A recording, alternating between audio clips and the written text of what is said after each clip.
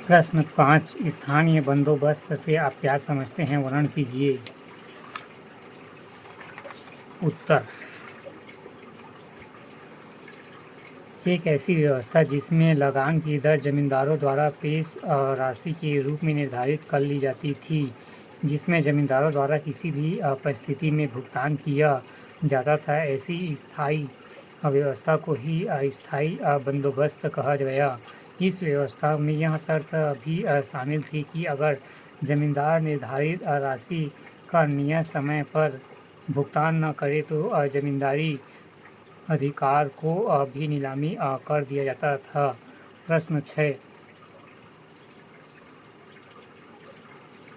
6 सिराजदौला और east India company के बीच संबंधों का वर्णन कीजिए। उत्तर, कंपनी और सिराजदौला के मध्य संबंध अत्यंत जटिल थे, क्योंकि कंपनी की नज़र बंगाल की सत्ता पर थी, इसलिए वह बंगाल के प्रसिद्ध कानूनों का उल्लंघन करती थी, जिसमें नवाब को राजस्व की हानि उठानी पड़ती थी।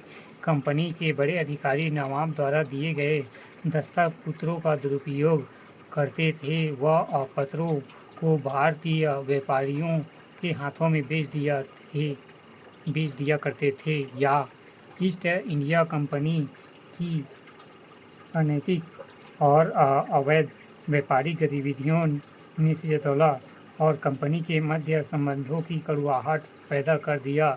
नवाब की दृष्टि कंपनी के प्रति कठोर थी, क्योंकि कंपनी षड्यंत्रकारियों को गुप्त समर्थन देती थी।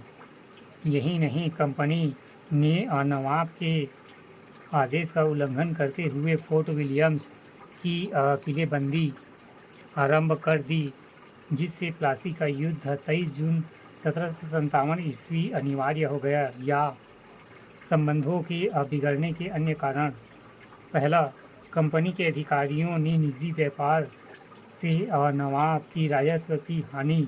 दूसरा, रॉबर्टन क्लाइव की बंगाल राज्य पर टेढ़ी नज़र। तीसरा, कंपनी कर्नाटक युद्ध की असफलता के अति उत्साहित थी, इसलिए नवाब से उसे भय नहीं था।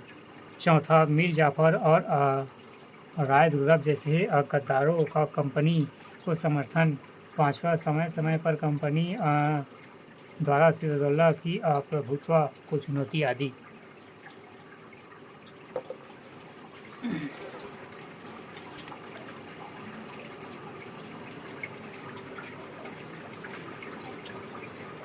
खंड 3 उत्तर की शब्द सीमा 100 अंक 8। प्रश्न 7 वैदिक कालीन साहित्य स्रोतों का उल्लेख कीजिए। उत्तर, वैदिक कालीन साहित्य स्रोत निम्न हैं। पहला, वेद। वेद का अर्थ जानना अथवा ज्ञान। वेदों के संकलनकर्ता वेद व्यास को माना गया है। ऋग्वेद, यजुर्वेद, सामवेद, अर्थवेद, इन चारों को संहिता कहा है। दूसरा, ब्राह्मण ग्रंथ यज्ञ के विषयों का अच्छी तरह से प्रतिपादन करने वाले ग्रंथ ही ब्राह्मण ग्रंथ कहे गए। ब्राह्मण ग्रंथों में वैदिक संहिताओं के वर्गात्मक व्यवस्था है। प्रमुख ब्राह्मण ग्रंथ है ऐतरेय, कैंसीतकी, शतपथ, तैत्तिरीय, पंचवीस, जैमिनीय एवं गोपद। तीसरा, अरण्यक। अरण्यकों में दार्शनिक एवं रहस्यात्मक विषय जैसे कि आत्मा, मृत्यु, जीवन आदि का वर्णन है। इन ग्रंथों को अरण्यक इसलिए कहा जाता है क्योंकि इन ग्रंथों को अरण्यक अर्थात वर्ण में पढ़ा जाता है। अर्थवेद को छोड़कर सभी वेदों को अरण्यक कहते हैं। चौथा, उपनिषद। उपनिषद का शाब्दिक अर्थ है समीप बैठना, अर्थात ब्रह्म विद्या को प्राप्त करने के लिए गुरु के समीप बैठना। इस प्रकार उपनिषद एक ऐसी रहस्य ज्ञान है जिनको गुरु के सहयोग से समझा जा सकता है। उपनिषद वैदिक साहित्य का अंतिम भाग है, इसलिए इन्हें वेदांत भी कहा जाता है। इनकी कुल संख्या 108 है और प्रमुख 12 उपनिषद है। पांचवा, वेदांत। वेदों के अर्थ को अच्छी तरह समझने में वेदांत सहायक होते हैं। इनमें कम शब्दों में अधिक तथ्य रखने का प्रयास किया जाता है। वेदांत की संख्या 6 है। शिक्षा, कल्प, व्याकरण, निरुक्त, छंद एवं ज्योतिष।